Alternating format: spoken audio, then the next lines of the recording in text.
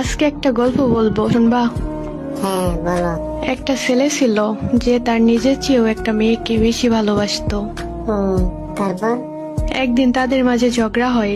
ঝগড়াটা ছোট ছিল, কিন্তু নীরবতাটা ভয়ঙ্কর। বেশ ভালোবাসা মনে হয় ক্ষতি করে, তাই না? হ্যাঁ করে, যখন মানুষটা চুপ হয়ে যায়। তখন ছেলেটা কি করলো? সে বুঝে গেছিল ভুলটা তারই। তারপর কি হলো? রাত 12টায় প্রথম মেসেজ পাঠাই, সরি আমার ভুল হয়েছে। মেয়েটা রিপ্লাই দেয়নি? না, রিপ্লাই দেয়নি। কেন? কারণ রাগে সে ফোনটা পাশে রেখে ঘুমিয়ে পড়ে, আর ছেলেটা ঘুমাতে পারেনি। তারপর? একটার পর একটা কল আর মেসেজ দেয়, স্ক্রিনে রিং যায় আর কেটে যায়। তাও রিপ্লাই দেয়নি?